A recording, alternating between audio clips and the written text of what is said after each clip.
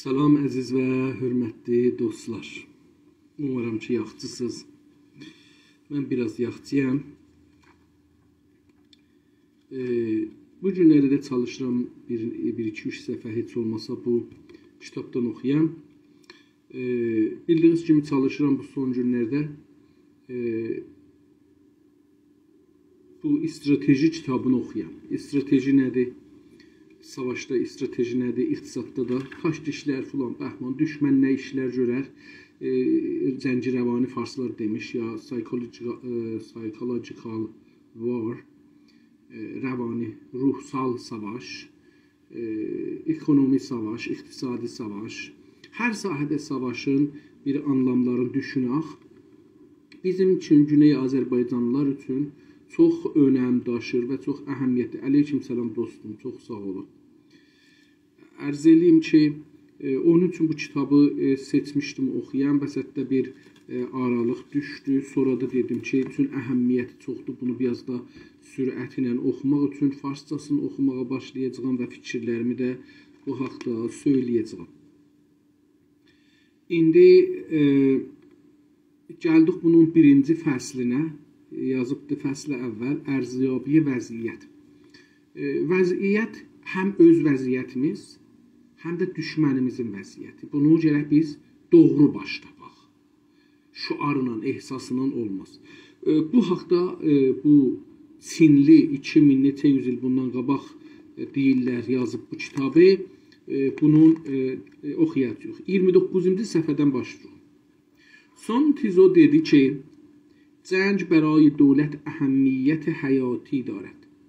Savaş dövlət üçün yaşam qədər mühümdür, önəmlidir.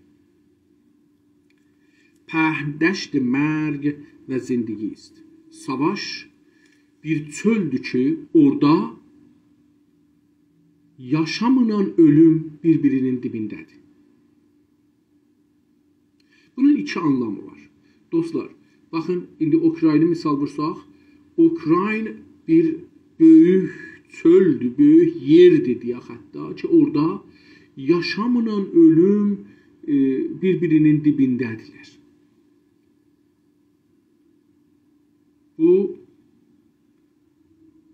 İndi bunun iki mənası var. Bəlkə neçə mənası var, amma mənim zehnimə iki dənə indilikdə gəlir. Biri budur ki, savaşın özündə adamlar savaşırlar, bir-birini öldürürlər. O ki öldürür, özü diri qalır. Öldürməyən ölür. Biri də budur ki, savaş özü və özündən sonra ölümdür. Ya təslim olsan, ölmüsən. Məsələn, biz keçən 100 ildə Azərbaycan, Güney Azərbaycanlılar olaraq bir şikəst yemişik və ölmüşük. Vaqiyyət budur. Gərək bunu özümüzün qoltuğumuza, özümüzə Pepsi, Kanada falan aşmayaq. Vaqiyyət budur ki, biz geçən 100 ildə ölü bir millətik. Ölü bir millətik. Biz əgər Ukraynalılar kimi dursaydıq, əyağa savaşsaydıq, ölümümüzə %100 bugünkü vəziyyətdə olmazdıq. راهی است که به یابندگی، پایندگی و یا nabudi می‌انجامد. Savaş ya qalmaq üçündür, uzun boy qalayacaqsan, ya da öləcəksən. Savaşın özü budur. İndi ya Ukrayna təslim olacaq, ya davada aradan gedəcək, ya da qalacaq bir uzun boy. Bununla belə ki, Ukrayna ilə Rusiya heç bir sahədə müqayisə olmaq imkanı yoxdur. بدین سبب مطالعه عمیقان ضرورت دارد. Pəs savaşın niyə əhəmiyyətlidir? Çünki bu bir millətin dövlətçiliyinin qalım ya ölüm davasıdır. Ya aradan gedəcək o millət, ya davam tapacaq. Dedim, indi biz Güney Azərbaycanlılara baxsaz, görəcəksiniz ki, hangi yerdir. Li Şuan deyibdir, Li Şuan adlı bir nəfər deyibdir, Əsləhə əbzari namübarək است. Əsləhə bir mübarək olmayan, yaxçı olmayan şeydir, vəsilədir. Alətdir. Həm vəsilə, həm alət hər ikisi də ərəbcədir. Cəng kari bəs ciddi ist. Savaş çox ciddi bir işdir. Çox ciddi bir işdir. و ترس از آن است که آدمی زادگان بدون فکر و اندیشه ای که شایسته این کار است درگیر آن şevad. Və qorxu bundandır ki, adamlar bundan öncəki fikirləşələr ki, savaş nədir, nə cür savaş eləmək olar, düşmən nə cür savaşacaq, savaş üçün nələr lazımdır, hangi təşkillər, hangi fikirlər, hangi stratejilər, hangi məlzəmələr lazımdır, savaşa girələr. Yani uduzar da. بنابراین جنگ را در ارتباط با 5 عامل بنیادی ارزیابی کنید. Bu deyir ki 5 şeydə savaşın əhəmiyyətin, önəmin gərək görək ki, nədədir. و این 5 عامل را همراه با 7 عنصری که اندکی پس از این شماره می شود در دو طرف مقایسه نمایید. Deyir ki 5 dana amil, 5 dana əsli bir şey var savaş haqqında. Sonra da 7 dana olacaq. Bir dana da onlar da fərqlidirlər. Onlar gərək bir yerdə bilək. بدین ترتیب می توانید معلومات اساسی را بررسی و سبک سنجین کنید. Bu 12 dananı biləndən sonra eləyə bilərsiniz ki, savaş haqqında bir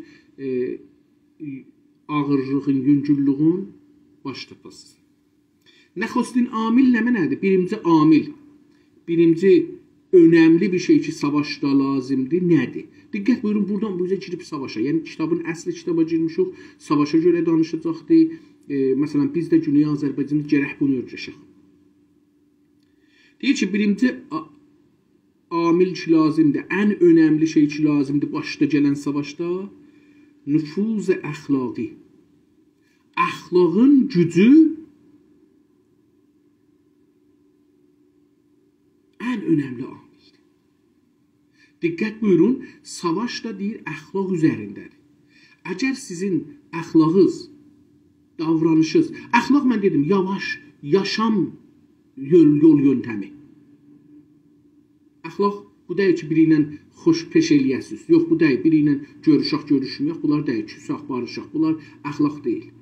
Yaşam yöntəmi, yol yöntəmi əxlaq deyirəm mən. Pəs deyir ki, bu əxlaq mühümmüdür. Sizin əxlaqınız nə cür ola və o birisi millətləri nə qədər təsir qoya. Çünki biz insanlar, məsələn, biz Amerikalıları niyə sevirik? Çünki onların silahları var, çünki pulları yox. Çox deyirik ki, onlar hüquqi bəşərə etiqaddılar, onlar demokrasiyə etiqadları var, onlar fikrin azadlığına, fikrin yayılmasına etiqadları var, rəsanə və media azadlığına etiqadları var, hizbilərin qurulmasına etiqadları var, güc üstünə gətirmək və güc üstünə götürməyə etiqadları var. Bunlar o əxlaqdır mənim nəzərimcə. Dünya bu günlərə Amerika əxlaqına, hətta Rusiya da belə maraqlıdır. Biz bunu, bu əxlaq nüfuz edib dünyanın hər yerinə. Amerikanın əxlaqı, Avropanın əxlaqı bu günləri dünyanın hər yerinə alıb. Bundan belə ki, dinlər fərqidir, milli mənfəətlər fərqlidir, amma görürük bunu. İkinci amil nədir? Pəs birincisi əxlaqdır. Bizim indi bəzi dostlarımız biraz düşünməzdilər. Açıq aşkar deyirəm, hərçəndə xoşu gəlməsə gəlməsin. Görürsünüz ki, adamın 10 kəlmə danışır, 9 kəlməsi söyüş, savaş, yaman, tohin, təhqirdir. Burada əxlaq yoxdur. Burada həm özümüzün içimizdəki olanlar bizdən qaçar, həm də ki, dünyaya görsədir ki, bizim belə bir istəyimiz var. Sabahları çıxsaq, güc əlimizdə olsa, görün nəyə başınıza gətiririk.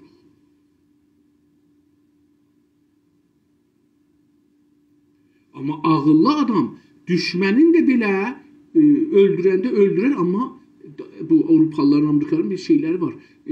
Pambıqla baş kəsirlər. İkinci amil şərait-i cəvvi. Yəni,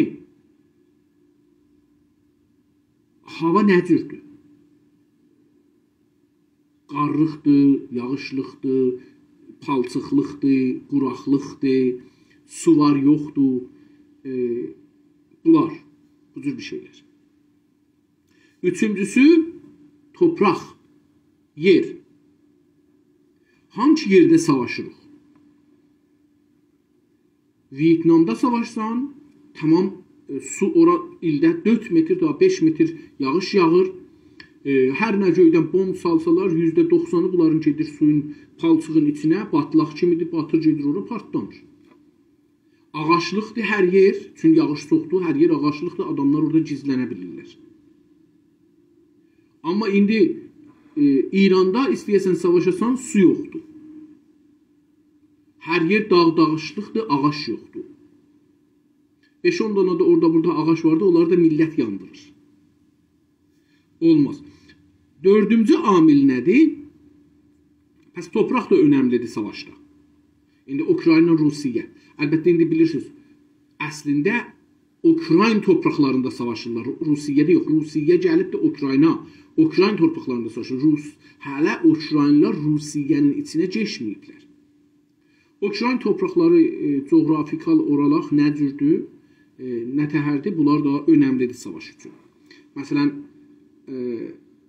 yollar. İndi bunları bir-bir deyəcəkdir. Dördüncü amil, dedim, yollar, körpülər, suların ənəmi, çaylar, dənizlər, bunlar mühümdürlər. Dördüncüsü nədir? O əsli amillərdən fərmandeh. Ağıllı bir fərmandeh. İndi bir dəli fikrə düşdüm elə əlan danışanda. Rəhmətlik pişəvəri ilə şeyi müqayisə eləyək. Zelenskini. Əcəba pişəvəri durub qalıb savaşsaydı olmazdı mı?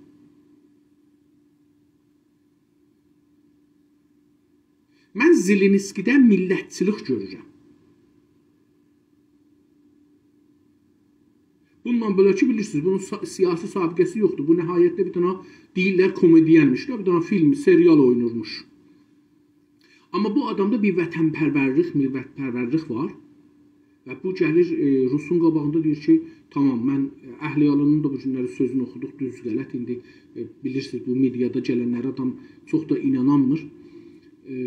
Dostlar bəzi şeylər qoyurlar, biz də onları paylaşırıq ki, çox adam onu görsün, milli ruhiyyə ilə tanış olsun. Sonra görürük ki, deyirlər, bu məsələn kompüteri oyundur, nə bilim nədir, nə təhərdəyi. Sağ olsun dostlar. Ona görə bəzən bu dostları, bu da əxlaqın bir tərəfidir. Yalan danışmaq, söyüş vermək, hörmətsizlik. Fərmandeh çox mühümdür. Fərmandeh ki, qaçacaq və fərmandeh ki, duracaq. Dostların çox gözəl iş görüblər bu mediada, deyirlər, farslarda məsələn filan kəs qaçıbdır, o birisi millətlərdən qalıbdır. Səttarxan qalıb savaşıb, nə bilim filan kəs qalıb savaşıb, Bəhman kəs qalıb savaşıb. Bu ciddidir, yəni fərmandeh ölümlər. Mən qədim bu adam seriallara baxanda da görür, qədim şahlara və türk hökumətlərinə baxanda görürük ki, fərmandeh həmişə qabaqda savaşa gedərmiş. Yəni deməzmiş, gedini öldürün, mən dəstur verirəmsə, özü də qabaqda savaşarmış. İndi bu fərmandeh ağıllı olmalıdır. Bu fərmandehin şəraitin sayacaqdır sonra. Mən bu kitabın ingilis hissəsini oxumuşam, çox gözəldir. Amma ingilisim çox yavaş olduğu üçün də onu oxumadım. Bu fərmandehin şəraiti var. Yəni fərz edin ki, cənabuz, hər biriz bir fərmandeh gərək özünüzü fərz eləyəsiniz. Fərmandehin nə şəraitləri olmalıdır? O ki, başda oturubdur, kumanda. Onun nə şəraiti vardır? Bilgiləri nə cür ələ gətirər? O birisi qruplarla nə cür işlər? Onları nə cür bir yerə toplar? Nə cür ixtilafları azaldar? Nə cür barışıqları çoxaldar? Nə cür insanları yumuşaldar? Nə cür hörmətlə, ehtiramla? Dedim, dünənlərdə oxuduq. Lazım olsa mücazat deyilər. Beşincisi nədir? Qərar mədarha və doktrin. Beşincisi qərar mədarlar. Qərar mədar, yəni millətin öz arasında bir qərar mədar var. Biz Cumhuriyyə İslamiyə İran deyirdilər. Nə şərqi, nə qərbi deyirdilər. Bunlar qərar mədardır millətin, dövlətin arasında. azadlıq deyirdilər, demokrasi deyirdilər, heç kəsin zindecanlığını dixalət eləməyəcək, mollalar gedəcəklər, tələbəxanalarda yaşayacaqlar, insanlar ixtilasla, oğurluqla, falanla müxalifət olacaqdır. Bunları az koca avərdiyi də, qanunu buydu, hardan gətirmirsən bunu? Bunları icra eləyəcəklər. Bu qərarmədardır bizlə, o camiədə, millət ilə dövlət arasında. Amma bu gün görürük ki, onları icra eləmirlər. İndi bir də qərarmədar vardı, hizblər arasında, qruplar arasında, fikirlər arasında, düşüncələr arasında, misal vurum, dövlətlər arasında, beynəlmiləl təşkilatlar arasında bir qərarmədarlar var. Bir qərarlar qoyulur onlara. Doktrin nədir? Doktrin də yəni düşüncələr. Məsələn, bu iki Zelenski bir dənə doktrin götürüb özünə. Mən xiyabanda savaşacağam, qoymayacağam dövlət süqut olsun, Rus ordusun uzun savaşa çəkəcəyəm, partizani savaşları gətirəcəyəm, şəhərdə üzbəüz savaşı qazanacağam, bunları şəhərdən salacağam eşiyə, ruhiyyələrini qıracağam. Elə ki, 1-2-3 gün bunların ruhiyyəsini qırıldım, Rusiya məcburdur, sərbazları qorxacaqlar. Çünki onlar hələ biraz o rusluq bir məğrurluğu onlarda var. Amma elə ki, mən bunları biraz o qururun qırdım, 2-3 gün davam gətirdik, bunlar da ölü verdilər. Ondan sonra görəcəklər ki, yox, bizdə bu da bir millətdir. Şu an yo deyibdir. Bir dənə də ayrı adam var, o da deyibdir ki, şu an yo. Əlbəttə, Rusiyanın da doktorunu budur. Biz dünyanı toğlarıq, onları qoymarıq, hazırlıq eləyərlər, hətta Ukraynada. Ukraynada hazır deyildi savaşa. Yəni, şəhərlərdə şey eləməmişdi. Səncər qoymamışdı, milləti hazır eləməmişdi, silah şey eləməmişdi. Çox ciddi tutmamışdı əslində Rusiya. Bunu da Ruslar, Rusiyanı ciddi tutmamışdılar. Amma Ruslar da bunu toğlamağı, dünyanı toğlayaq, deyək ki, yox, biz həmlə eləməyəcək, biz qeydirik, filan, bəhman. Dünya bunlara silah, köməklik eləməsin, ordular gəlməsin, insanlar gəlməsinlər savaşmağa, Ukrayna özü gəlməsin, millət içəridə neçə dəstəyə bölünsün. Rus özü istəmir gələ savaşaq, biz niyə savaşaq? Belə desinlər. Sonra biz sürətlə, ildırımsal bir həmlə ilə olanı işğal eləyək, qutarsın geçsin. Necə ki, Qəzzaqistanda elədik, məsələn, getdik, səri milləti öldürdük, ölənləri, tutanları tuturduq, dövləti yıxdıq, dəyişdirdik.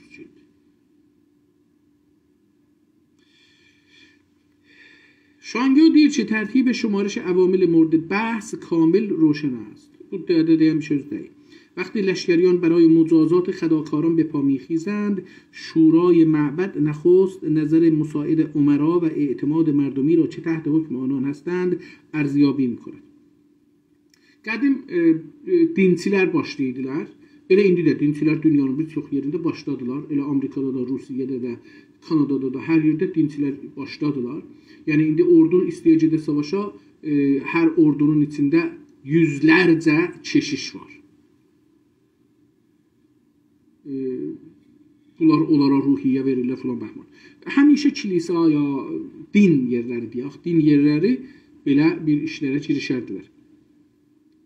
Deyir ki, o zaman ki ordu xətakarların, daxili ya xarici, xətakarların mücazatı üçün eşiyə çıxırlar, yəni padğanlardan, qərargahlarından eşiyə çıxırlar. O dinçilər, din, məbəd, ibadət eləyən yer, tapınaq deyirlər türkcə. Tapınaqlarda onlar, millət ki gəlirlər ora ibadətə, onlardan nəzərlərini soruşurlar üməriyə görə, əmir verənlərə görə. Və millətin etimadı nə qədər vardı bu savaşa, bu əmirlərə, bu şaha, bu fərmandehə. Pəs əvvəl görürsün millətin içində. Əcəba bizim millətimiz fərmandehlərinə, rəhbərlərinə etimadı var. Güney Azərbaycanda bu görünüş yoxdur. İranın liderlərin nə ordu səviyyəsində, nə pasdarlar səviyyəsində, nə ittilas səviyyəsində, nə imam cümələr səviyyəsində, nə nümayəndələr səviyyəsində, nə məclis səviyyəsində, müxtəlif məclislər, nə də dövlət səviyyəsində, nə rəis cümhur səviyyəsində, nə rəhbər səviyyəsində. Heç bir səviyyədə etimadı yoxdur Güney Azərbaycanın İranda olan sistemə. Onları qəbul eləmir. Hətta Hətta onlar ki, Azərbaycançı deyirlər, biraz da İrancıdırlar, hətta onların da etimadı yoxdur. Necə ki, farsların özlərinin də dövlətlərinə etimadları yoxdur. Ondan sonra, pəs birincisi budur ki, görərlər, millət bu savaşın dalısında duracaq. Millət savaşın dalısında duranda, baxın, mənim yadıma gəlir, İran Əraqa o 8 il, 7 il savaşı təhmil eləyəndə qoca arvadlar belə üzüklərini çıxardırdılar, aparırdılar, verirdilər. Mollalara etimadları var idi. Cavan uşaqlar, qoca adamlar gedirdilər, deyirlər, biz gedirik cibhədə şəhid olaq. Savaşa bilmərik, minin üstünə yıxıllıq, min partlar, biz ölərik, amma cavanlarımız gedir qabağa. Əcəba bu günləri Azərbaycanlılar hazırdirlər bir savaş olsa, farsların sərbazı olalar. Əcəba sərbazlar qaçmalıdırlar, qaçmamalıdırlar. Biz gərək bunları düşünək. Ondan sonra, pəs birincisi budur ki, görək millətin düşüncəsi dövlət üçün, savaş üçün, o birisi dövlət üçün. İndi Azərbaycan dövləti ilə İran dövləti savaşa. Türkiyə ilə İran dövləti savaşa. Azərbaycanlı insanlar harda durarlar? Bu sualı mən Şəmsi Təbrizin, onda Təbrizdə idim, hələ bəlkə zindana da düşməmişdim. Onda mən Şəmsi Təbrizdə dostların hamısı da var idi, bir çoxu var idi. Orada soruşdum ki, əgər sabah Azərbaycanla İran arasında savaş düşsə, biz harda durarız? Hələ onda mən federalçı bir adam idim. Harda duracaq? Millət harda duracaq? Təbii ki, İran dövlətinə etimadı yoxdur. Görür ki, hamısı oğruluq, hamısı oğru əyri. Hamısı hər kəsin namusuna öcəşirlər. Namus məsələsi İranda bugün yoxdur, mütəəssifanə. Dünyada ən namussuz millət İranda yaşayan, İranın millətinin içində bir çoxudur.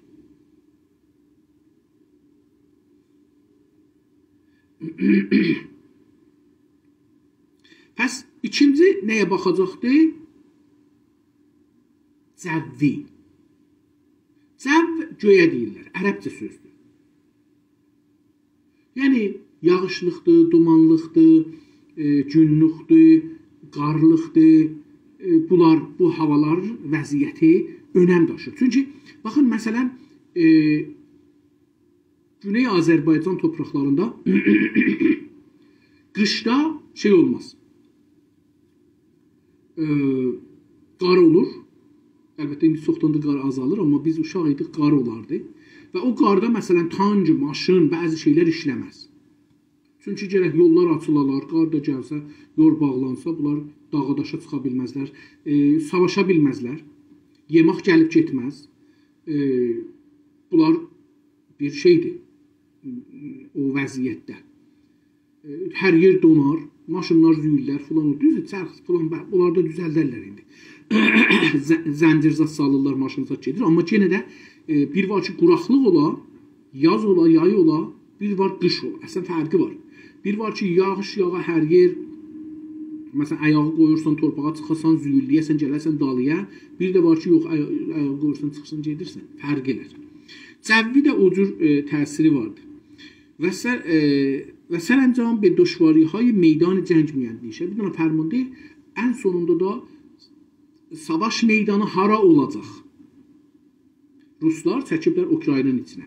Ukraynada hər yerinə yox, bir yerlərinə. Bir yerlərinə. Çəkiblər ora. Deyir ki, əvvəl gəlib bula baxır ki, o savaş meydanında problemlər nə ola bilər? İndi Güney Azərbaycanda biz farslarla savaşırıq. Problemlər nədir?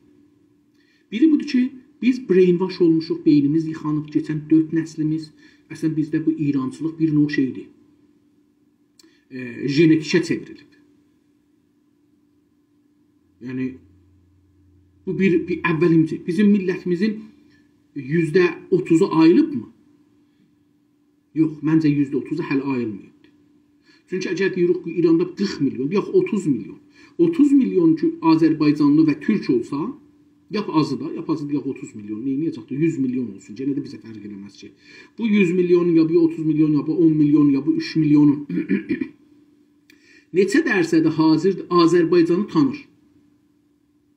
Bilir ki mən türkəm, bilir ki mən İranlı deyiləm, bilir ki mən işğal olmuşam torpaqlarım, bilir ki biz 100 illik dövlətçiliyimizi əldən vermişik, farslara vermişik, bilir ki biz mənafe-i millimiz bizim farsların mənafe-i millisi ilə bir deyil, bilir ki biz keçən 100 ildə siyasi əhəmiyyətimizi və önəmimizi əldən vermişik. Təbrizdə, Urmiyədə onlar sifarətxana var idi, bu günləri 2 konsulgəri var.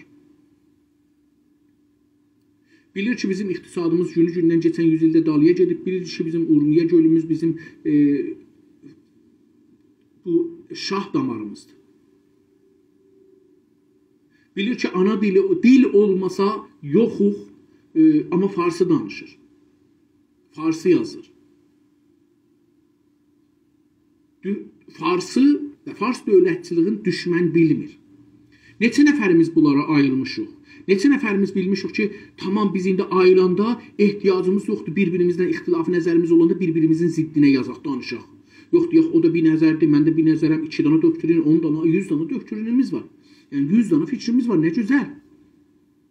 Ehtiyacı yoxdur bundan ötürü bir-birimizdən savaşaq, bir-birimiz o deyəndə yoğurt ağdır, mən deyəm qara, o deyə Azərbaycandan tərəfdarlıq eləyəcək, mən deyəm yox, İrandan tərəfdarlıq. Bunlar hamısı şeydir. Meydanın o, indi bizim Güney Azərbaycanda meydan dediyimiz məsələ bulardır. Dilimiz bizim qədağandır. İqtisadımız yoxdur. İdarələrdə, bimaristanlarda, post idarəsində, nə bilim, harada, orada, burada hamı fars danışmağa çalışır. Məhdi Kudəşlərdə bizim torpaqlarımızda fars dilin bizim uşaqlarımız məcburdular danışarlar, amma öz dilimizi qədağandır bizim danışmağımız, yazmağımız.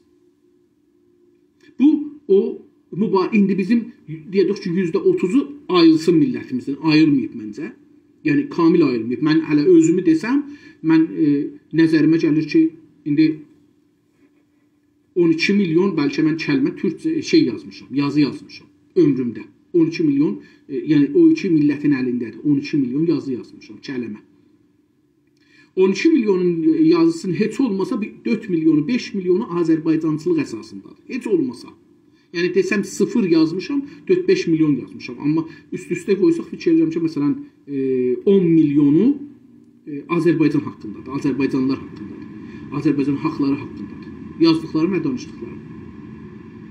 Amma mənim özümə əyri oturub düz baxında görürəm, hələ mən içimdə pan-İranistlik var. Mən bunu bəzən dostlara deyirəm, dostlarımız çox narahat olurlar. Mütəəssifanə bizim keçən 100 ildə, hətta 150 ildə bizim millətimiz pan-İranist olmuşdur. Çünki Qacar hökumətin əyri ya düz deyiblə bu İran şahlığıdır. Və bizə belə inandırıblar. Bunun üçün də biz İranı saxlamağa demişik və türkləri saxlayırıq. Rıza xan gəlibdir, onu sərbaz olmuşuq, Məhəmməd Rıza gəlib, onun sərbaz olmuşuq, Xümeyni gəlib, onun sərbaz, Xameneyi gəlib, onun sərbaz. Adı İran adı altında, amma özümüzün ziddimizə işləmişik. Baxın, siz geçən 100 ildə bizim mübarizə eləyənlərimizin hamısı pan-İranist. Pişəvəri rəhmətli fəqət bir il yarım Azərbaycançı olub, türkçə olmayıb orada. Ömrünün bir il yarımını Azərbaycançı olub. Hətta Məhəmməd Əmin Rəsulzadə belə pan-İranist olubdur. Pan-İranist bu olmaq deyil ki, deyək, ağah deyildi, bilmirdi. Mən də bilmirdim. Bu deyil ki, ya farsın bizdən çox, amma deyil, İran, mən İranı saxlamaq üçün Azərbaycan bəxşə cüdai napəzir əz İran. Belə bir şey yazır, ruznaməsini bu adda çıxadır. Pişəvəri neçə dana ruznamə çıxadır, illər boyu yazı yazır, kitab yazır. Ta məclisə getməsəydi, elə İrancı idi. Məclisə gedəndən sonraki etibarnaməsi rədd olur, pan-İranistlikdən qopur. O da hələ feylən türkçə, Azərbaycançı olmamışdı, ciddi çıxdı getdi. Mənim nəzərim belədir, dostlar, ayrı cür düşünə bilərlər. Burada ehtiyac yoxdur bir-birimizə tohin eləyək. Elə mən bu bir nəzərdir deyirəm, mən mütəqidəm ki, bizim heç olmasa 4 nəslimiz. Baxanda, doğru baxanda mən 7 nəsli şey görürəm, pan-İranist görürəm. Amma Rıza Şahdan bu yüzden sistematik olduğu üçün, yəni 1299-un kodutasından bu günə üçün mən bunları 4 nəslə bilirəm, deyirəm 4 nəsl bu cür tərbiyyət olubdur. Hətta az qalıb genetikləri belə çevrilsin olsun pan-İranist. Bu Bunun üçün də indi biz istəyək bu %70 adam ki ayılmayıbdır, bunlarla danışaq. Bunlar düşündürək bunları ki, bir Azərbaycan var, bir Türk milləti var. Bu Türk millətinin Türkiyədə, Azərbaycan, Şimali Azərbaycanda və o birisi dövlətləri var bunların. Bunlar güclü bir millətdilər. Bunların hərəsinə bir ad qoyublar, bir-birlərindən ayırıblar. Bizi tikə-tikə eləyiblər, bölüblər, bir-birimizin canımıza salıblar. Mən demişəm, o Türkiyəlidir, mən onunla olmaram, mən Azərbaycanlı ilə olmaram, o bununla olmaz, bu onunla olmaz. Hamımız bir-birimizdən qırılmışıq. İndi də bizə deyirlər ki, Ərdəbil, Təbriz, nə bilim, Urmiyə, Zəncan, Qəzvin bunları bir-birinə salırlar canına. Bu da Cilhamın davanın bir tərəfidir. Biz istəyək bu adamlar ki, panfarslığa, İrançılığa inanıblar. Bunları ayıldaq. Hangi dildə yazmalıyıq? Bizim %90'ımız belə Türkçə oxuyamırıq. Yazamırıq, oxuyamırıq. Biz %90'ı ötürmüşük, elə %10 ilə danışaq. %10 ilə təbii ki, gərək daimən danışaq, təbii ki, gərək yazaq, təbii ki, gərək iradələrimizi, ruhlarımızı gücləndirək. Amma %90'ımız orada Farsi ilə başarır. Biz onları qoya bilmərik ki, Fars düşmənimiz. Türkün düşməni olan Fars, o %90'ımız ki, Türkçəni oxuya bilmir, gücənir, savadı yoxdur, örgəşməyibdir. Bu, onların hələ brainwashing'ında qalsın. Biz gərək bir şeylər yazaq ki, onlar rahatca oxuya bilsinlər. Çünki hər şeyi çətin oxuyaq. Mən niyə bu kitabın Türkçəsini oxumadım? Bundan belə ki, çalışdım. Bir 6-7 cələsə. Çünki mənə ağır gəlir. Mən iradlarımı tapdım ki, mən Türkçə, İstanbul ləhcəsində danışmağı başarıram. Amma bunların yazılışında mənim çox müşkülüm var. Çünki gözüm adət eləməyib, qulağım yazıya adət eləməyib, mən danışığa adət eləmişim. İndi biz o adamlar ki, bunları çətin, məndən də çətin oxuyurlar, istəyirik onlara deyək ki, sən Azərbaycan çox. Bunlara Türkçə yazırıq, onlar da oxumurlar. Nə fərqi var? Biz Çin dilində yazırıq, heç kəs oxumur. O adam ki, Türkçəni yazıb oxuyanmır, o Çincə bilmir, qardaş. Japonca bilmir, Rusca bilmir, Almanca bilmir, Fransızca bilmir. Niyə sən bu dildə yazırsan o adama? Dedim, bu o anlamda deyil ki, biz məsələn deyək ki, yox, Türkçə əslən yazmayaq. Yox, yazıcı yox. Amma o %90 adamımız ki, məcburdur Fars dili bildiği üçün, Fars dilini oxuyub yazdığı üçün, 10 il, 20 il bunlar Fars dili oxuyublar, yazıblar, döyülüblər, onu biz örgəşiblər. Biz onlarla danışmaq üçün, onlara fikirlərimizi demək üçün onların dilində danışmalıyıq. Onlar başardığı sistemlə onlarla danışmalıyıq. Biz bu tora düşməyək, Farslar deyirlər, xub, əgər tu Türkiye, əgər istiqlal mikhoi, çara Farsi söhbət mikoni, çara Farsi minivisi? Təbii ki, Farsi yazacağım. Çünki mənim millətimin %90'ı oxumaq, yazmaq başarmır Türkçədə. Mən o dilinə bunlarla danışacağım ki, o dili baş tapırlar. Allahın Qur'anında bunu ərəblərə deyir, mən ayrı dildə göndərsəydim baş tapmazdı bu ərəblər. Mən məcburum ərəb dilində danışam. Sizlə mən indi deyirik ki, biz Allahdan çox bilirik. Yox, biz əslən Türkçə yazacaq, Türkçə danışacaq, Türkçə danışmayanlar hamısı manqurt, xain. Bunlar nə sözlərdir?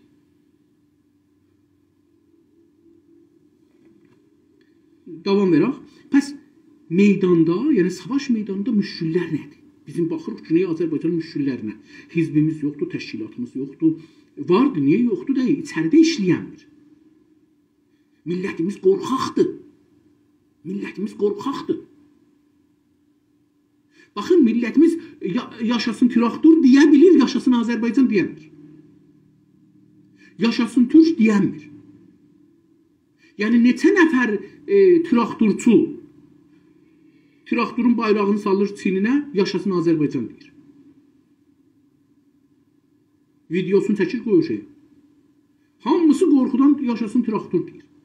Bizim müşkülümüz tim deyil, bu timi sabah bağlasalar neynərsiniz? Bizim müşkülümüz vətəndir, dildir, yurtdur, millətdir.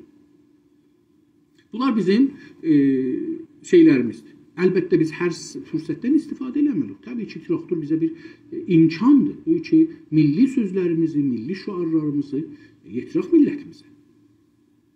Bu da elə o meydana baxanda ki, savaş meydanında nələr var? O nələr var, bir şeylər də var bizim əlimizdə. İnternet bizim əlimizdədir, gözəl bir imkandır. Bu cür kitablar pul verib almamaqla bizim əlimizdədir, ola bilər. Turuz.com-da yüzlər, bəlkə 10 minlər türkcə, ərəbcə əlifbası ilə və latin əlifbası ilə kitablar var. Danışqahı kitablar var. Müftə. Oradan indir. Mən özüm bu kitabı oradan indirmişəm. İndir və oxu. Yəni, bunlar bizə bir imkandılar. Geçən zamanlarda bu kitaba 50 min tümən, 100 min tümən nə pul verəsən alasan. İndi vermirsən, internetdən indirirsən, rahat baxırsan. Bunlar meydanda olan savaşımızdır. Əxlaq məsələsi. Əxlaqdan burada, indi ki burada deyirəm əxlaq, əxlaqdan xoş əxlaqlıq, gözəl dil, şirin dil. İlanı yuvasından çəkib çıxadan dilə xoş əxlaqlıq deyirlər. Sənin imkanın yoxdur, iş yaradanmısan, pulun yoxdur, filan bəhman, amma dili, xoş dili o nə gəlibdir ki, bunlar insanlarla, onlar iki fikirsən, manqurtda onlarla xoş danışasan. Biz farsları neçə cipyə bölə bilmişik? Əcəba bölə bilmişik ya yox? Əcəba biz farsları neçə cipyə bölə bilmişik? Bu da bizim düşmənimizi gəlir içəridə neçə cipyə böləkdir. Tamam, idamə verək. پس از رایزنی ژرف در خصوص این سه موضوع برای کار حمله فرماندهی برگزیده می شود. 3 dənə məsələnin üstündə dedi ki, əvvəlcə çox ciddi danışıla.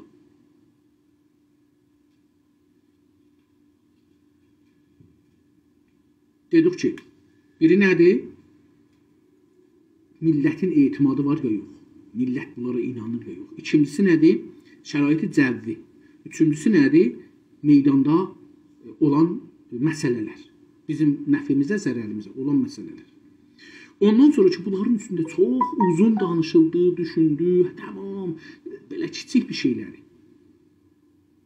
Kiçik bir şeyləri nəzərə alındı ki, mühüm deyil, amma əhəmiyyəti savaşda görünəcəkdir. Onları nəzərə aldıq. Ondan sonra deyir ki, fərmandeh seçərlər. Kim bunları yaxşı icra edə bilər?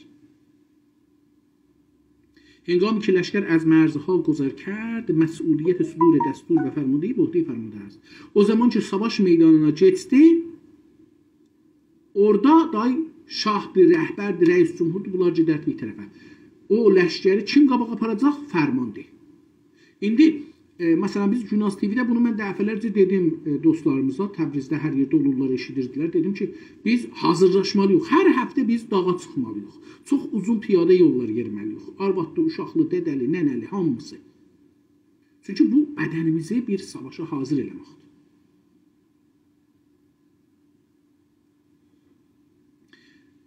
Dörd, məqsud mən az nüfuz əxlaqi, indi deyir, əxlaq nədir? Dedik ki, əxlaq. Görək ki, bunu nə tərif edir? Deyir ki, məqsud mən az nüfuz əxlaqi əmriz ki, mucib həmahəngi mərdum ba rəhbaranşən است. Dedim, yaşam tərzi. Mən bu ləsi deyirəm. Yaşam yol yöntəminə mən əxlaq deyirəm. İndi deyir ki, mənim nəzərim əxlaqın genişliğindən, yaygınlığından nədir? İbarətdir bundan ki,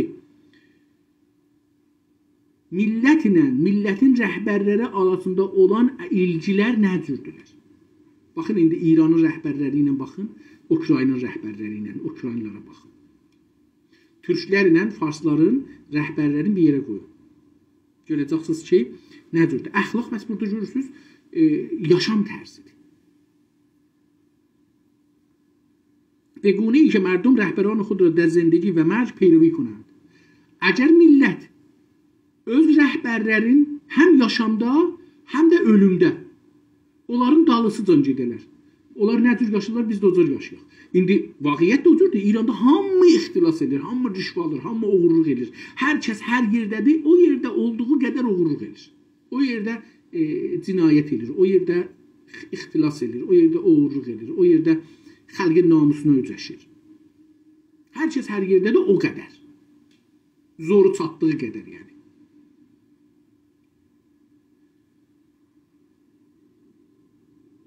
Pəs deyir ki, hətta ölümdə də onlar nə cür ölürlər? Onlar savaşa getmirlər, biz gedirik. O Türk qız çox gözəl söz dedi, o şirayından dedi ki, savaş zamanında vətən kasıblarındır. Sülh zamanında vətən pullularındır. Savaş zamanında vətəndən qaçan pullulardır. Vətəni sevənlər sülh zamanında pullulardır. Vətəni sevənlər savaş zamanında kasıblardı. Allaha şükür bizim millətimizin başdan ayağa hamısı kasıbdır. Və əgər içində 5-10 dana pullusu vardı, bunlar da pan-İran istəyir.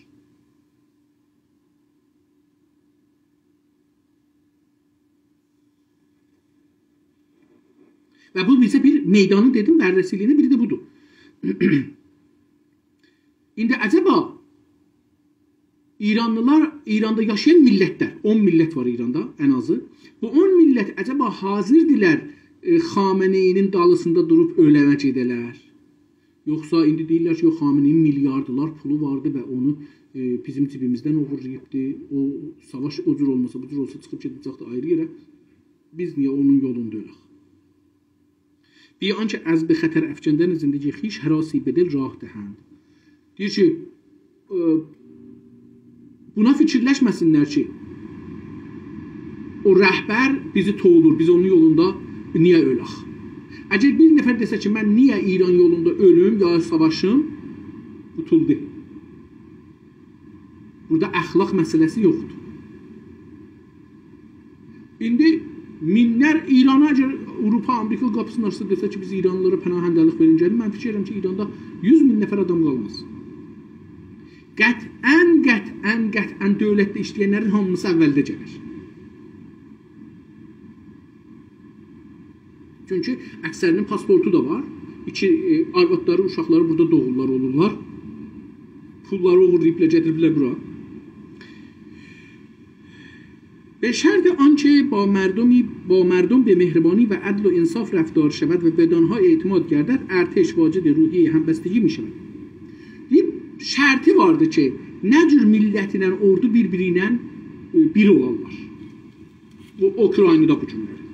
Millətlə ordu, hətta qoca xanımlar, yaşlı xanımlar, yaşlı ağalar silah götürüblər ya da gedirlər Əliyalın Durutxanlının qabağında. Ordudaşılar da savaşır.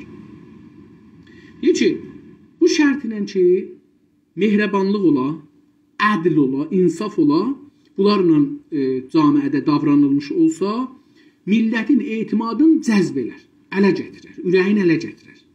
Etimad bizim türkcəmizdə ürəyini ələ gətirmək. Ürəyini ələ gətirər və millətlə ordu birləşir. Amma mən dedim, baxın, mehribanlıq nədir?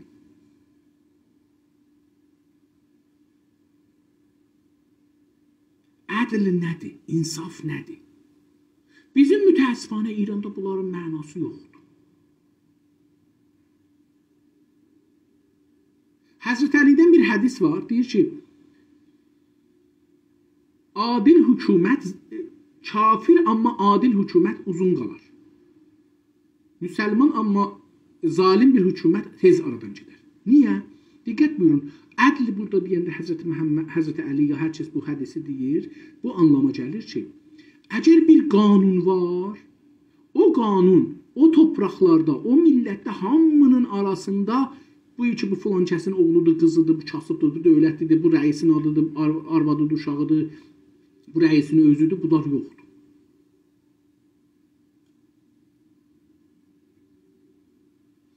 Amma indi İranda ədalətdən əslən belə bir anlam yoxdur. Ədalətdən İranda budur ki, feylən bu şey düz oturub yerinə də, ədalət hər şeyi öz yerinə qoymaqdır. Hər şeyi mən istəyirəm ki, hər şey mənim olsun. Pullu olum, sərvətli olum, milyardılar dolar pul gəlsin mənim hesablarıma Amerikada, orada, burada, sabah mənim əhlər uşağım rahat. Bu yerin, çünki bu yerindədir. İndi Xameneyi də, onların rəhbərləri də, başda olanlar da, olmayanlar da, hamısı bu işdədir. O adamlar ki, ixtilas edirlər. Niyə ixtilas edirlər? Çünki inanırlar ki, onların əlində olan. Onlar deyirlər, üstdəkilər götürüb, niyə biz götürənməyək?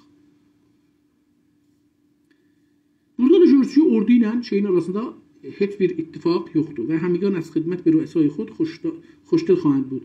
Və o adamlar ki, millətdə yaşırlar, biz bu məmləkətdə yaşırıq, bu rəhbərə, bu rəis cümhura, bu nümayəndəyə xidmət edirik, bunlarla işləyirik, xidmət edirik yox, bunlarla işləyirik, ondan sevincək olacaqlar. Bizimkində belə bir şey yoxdur. در کتابی آمده است که همه مردم چون از غلبه بر دشواری‌ها سرخوش شوند خطر مرگ را فراموش می‌کنند. Bir dənə kitabda belə bir yazı görübdü bu adam. Deyiblər o kitabda yazıb ki, millət çətinliklərə qələbə eləyəndən sonra, çətinlikləri keçəndən sonra ölümdən qorxmazlar. Yəni çətindir ki, o kiran əvvəl günü, 1-2 günü dayana. Ondan sonra da ölümdən qorxmazlar. Ölüm bir iftixar olar. Çətin ki, bizim insanlarımız Güney Azərbaycanda məsələn vətən və milləti düşünərək deyir ki, mən hazıram burada gedəm, öləm, canımı verəm, ya zindana gedəm. Elə ki, bunu bir ümumi bir fərhəngə çevrildi, ümumi millətin hamısı belə düşündü, ondan sonra bu millət ölümdən qorxmaz.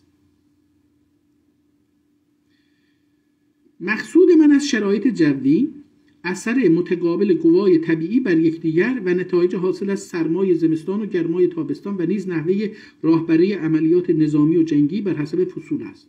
Bunu da işlədik daha fəsildən fəslə hər şey dəyişir. İsti, soyuq, qar, yağış, güneş bunlardır.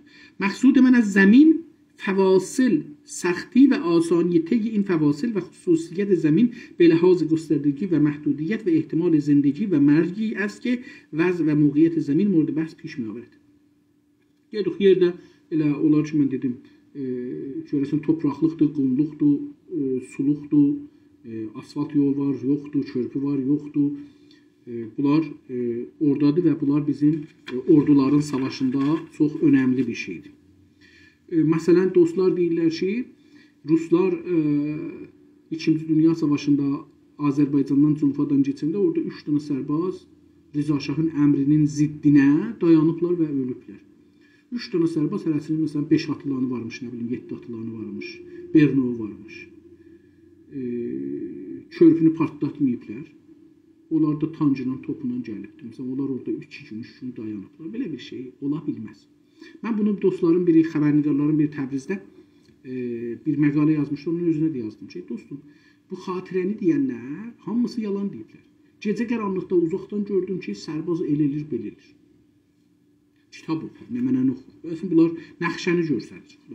Bunlar hamısı nağıldılar deyiblər və bizi də mütəəssifanə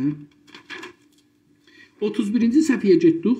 Miya Işın adında bir adam da yazıb ki, vəqti ləşkəriyan به محلی هدایت میشوند مطلب مهم این است که خصوصیات زمین پیشاپیش شناخته شده باشد. Deyir, indi biz istiyoruz ki, ordumuzu bir yerdən bir yerə aparaq. Məsələn, istiyoruz ki, gedək çıxaq Eynalı dağına, istiyoruz ki, gedək Baba bağına, istiyoruz ki, gedək nə bilim, bir çay qırağına. Əvvəl gərək görək ki, bu adamları ki, ora aparırıq, oranı tanırıq. Məsələn, Azərbaycanda indi bilirlər ki, harda ermənilər, bilmirlər ki, harda ermənilər min qoyublar. Tamam, hər yerə gedəmirlər ki. Çünki ermənilər bir çox yerə min qoyublar, bunların da nəxşələrini özləri ilə aparıblar, Azərbaycanda oraya gedəndə partdır, ölürlər. Biz yerin şəraitin gərək görək, ora getməmişdən öncə bilaq ki, ora gedəndə qabağımıza nə çıxacaq. Dedim, su vardı, indi körpünü məsələn Rusiyada yıxıblar. Okeanda bir dənə körpünü yıxdılar, Ruslar oradan keçənməsin. Təbii ki, bir neçə saat təsir elər, çox təsir eləməz. Çünki bu günləri ordular gedəndə deyirlər ki, körpü yıxılsa neyniyək, özləri ilə məsnui körpü gətirirlər. Orada tez salırlar suya, üstündən geçir, gedir. Bunlar ordunun işidir. Yəni, bu cür də fikir eləməyin ki, biz körpünü yıxdıq da onlar sudan keçə bilməyəcəklər. Belə bir şey bugünkü dünyada biraz çətindir. Əlbəttə, qədimki dünyada da çətin idi. Qədim dünyada da yenə görürdünüz ki, bir taxtadan körpü düzəldirdilər, atırdılar suyun üstünə geçirdilər. با توجه به فواصل است که میتوان طرح عملیات غیر مستقیم یا عملیات مستقیم را به مرحله اجرا گذاشت. Deyir ki, bizlə onların arasında nə qədər fasilə var? Aralığımız, Türkçə fasilə ərəbcə sözdür, Türkçəsi aralıq. Bizim aramızda nə qədər yol var? Biz onlarla bizim aramızda olan yer nə vəziyyətdədir?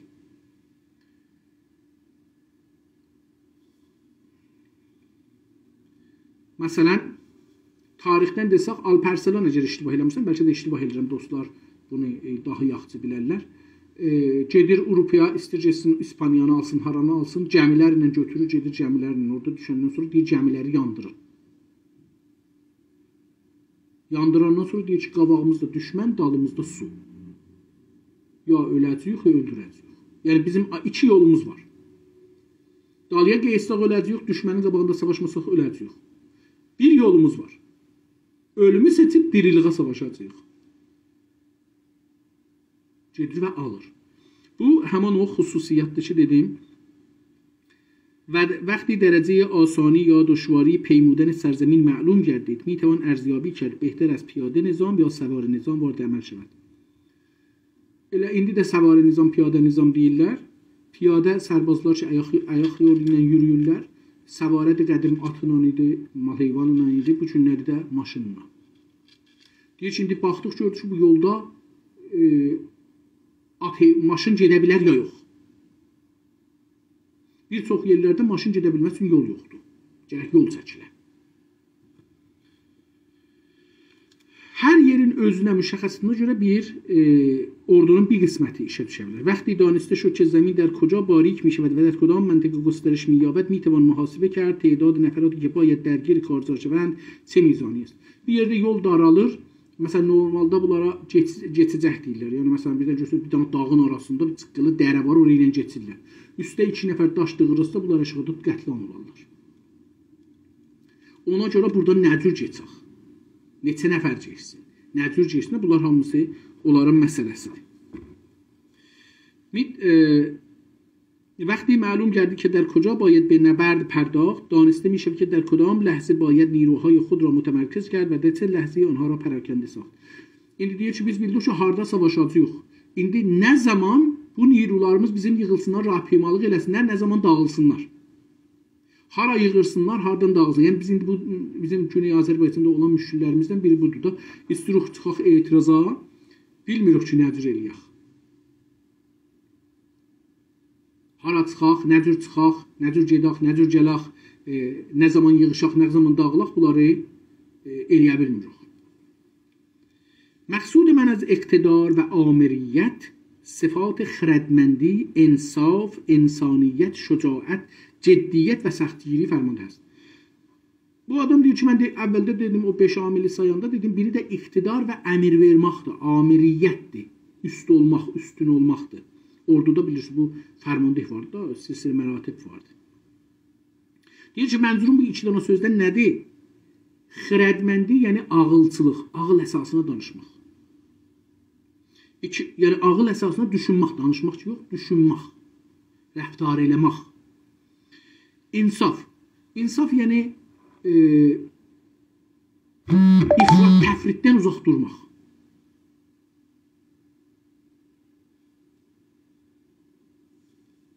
İnsaniyyət. İnsaniyyət mən özüm də bilmirəm. Bu insaniyyətdə mənzur nə mənədir? Bunların heç birisinin mənə mənası yoxdur düzünü axtarsınız. Məsələn, Cənabınızın ağlınızla mənim ağlım, ikimizdə ağlımız var. İndi kimin ağlı kimin ağlından üstündür? Normalda mollalar qədimdən deyərdilər ki, ağıl adam molladır. Niyə? Çünki o din kitabı. Din kitabı da oxuyubdur, fiqh kitabı oxuyubdur. Bəllidir ki, bir dənə məmul adamın ağlı molladan çoxdur. Çünki heç olmasa günlük bir kitablar oxur. O adam neçə yüz il bundan qabağın kitabını oxur. Dedim, əslən bu xirədməndi, ağıl nədir? Dostlar deyirlər ki, indi rəy veririk, bir nəfər rəis cümhur çıxır. Əhmədinəcad ya, Ruhani ya, rəisi. Veriblər, rəy çıxır. Acaba bu milletin ağlı onlara yetişir. Və onlar bunların ağlının nümayəndəsidir. Ya ağıllıları onlardır, rəisi ən ağıllısıdır bu milletin. Burada ağlı nə cür ölçülür? Ağlıdan mənzurları nə cürdür? Nə mənədir? Nə cür ölçülür? Bunlar o şeylərdir ki, insaniyyət yəni nə mənə? Məsələn, biri uşağı vurur, zəifi vurur, oğurluq eləyir filan. Bunlar insani. Hamı da insaniyyətdən danışır.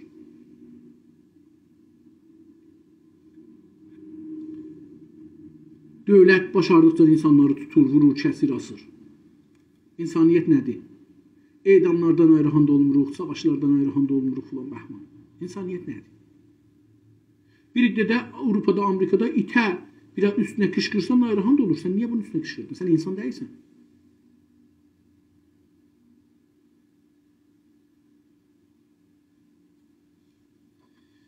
Şücaət. Şücaətin özü nə mənədir? Biz nəyə şücaət deyirik? Əcəba duraq xiyabanda vuraq, sındıraq, bu şücaətdir. Yoxsa duraq şiraq bir şey yazaq, bir şey danışaq, şiraq dadqaqda onu yenə onların üzlərinə deyək. Özünü ölümə vermək şücaətdir, özünü ölümə qorxmaq, amma mühafizəkarlıqla. Yəni millətin sözünü, dərdin, dilini, istəyin deməyək, özümüzü qoruyaq. Bu şücaətdir, yoxsa millətin dərdin, dilin, hökumətimizi falan istəyək və hancısı, şücaət nədir? Bunlar bir də sözlər ki, bizə deyiblər, biz bunların hamısını tərsi örgəliblər bizi. Mən bir şey bilirəm, millətin yolunda, vətənin yolunda hər şəklinə çalışmaq şücaətdir. Amma öz mənfəəti üçün yox ha. Bir də insanlar pul alırlar, hər şeyi bizə soxurlar. Filan kəs Azərbaycancıdır, millidir, filandır, bəhmandır, ondan bir neçə milyon alıbdır, onu agəhisin bizə satır. 50 milyonu əslində o çalışır, şeyə yox. 5 milyona, 3 milyona çalışır. Bizim milli mənfəətimizə yox. Orada şücaət deyil. Şücaət nədir? Ciddiyyət əsr, ciddi olmaq nə mənədir? Qaşqabaq sallamaq deyil. Səxtgiri, çətin tutmaq. Nə mənəni çətin tutmaq? Nə həqdə çətin tutmaq? Niyə çətin tutmaq?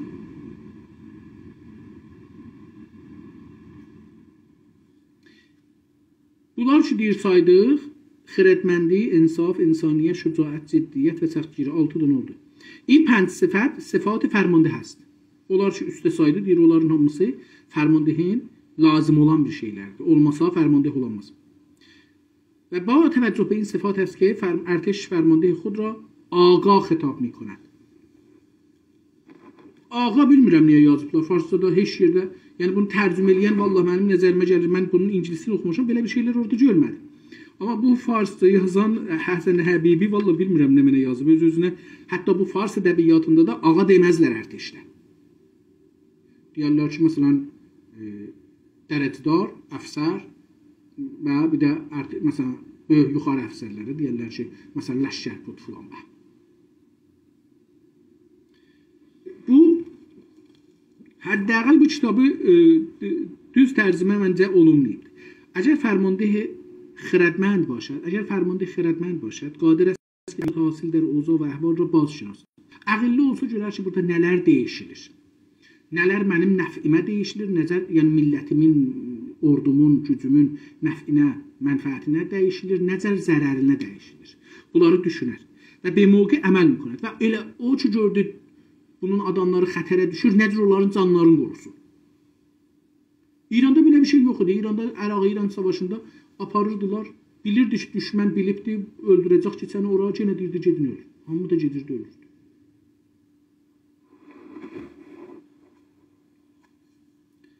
اگر با انصاف باشد افرادش نسبت به تشویق و تنبیه وی اطمینان خواهند داشت. İnsaflı olsa, onun fərmandeh insaflı olsa, onun adamları, onun əlində işləyən əsgərlər, ordu adamları deyəcəklər ki, bu adam tənbih eləyəndə düz, tənbih bax insafı məna eləyir əslində beləsi. Tənbihi də düzdür, ifrat təfrit mən dedim də, ifrat təfrit olmayacaqdır. Tənbihi də düzdür, paydaşı da düzdür, caizəsi də düzdür. Və əgər insan başad, insanı görək məna eləyəcəkdir, digəran ra dost midarad. İnsan o adam ki, o birlərini sevər, hətta düşməni də sevər. Öldürməyə çalışmaz, yaralamağa çalışmaz. Harda indi qala bu bizim evdə əhliyalımızla nəcür geçinirik, bunlar bizdə insanlıq yoxdur. Adam durur, arvadın ya arvad durur, ərini öldürür. Uşaqlarını öldürürlər. Kəsirlər, yığırlar ora. Burada insanlıqdan əslən əsər yoxdur. Yəni bir dənə camiə o qədər sübut eləyibdir ki, dostlar, mən bunu bir iki dəfə də demişəm, Həzrəti Məhəmməd dövründə bir dənə ərəb qızını öldürübdü, diri-diri. Taza doğulan qızını öldürübdü. Ərəblərin 1400 ildir zehniləri onunla məşğuldur. Niyə öldürmüş?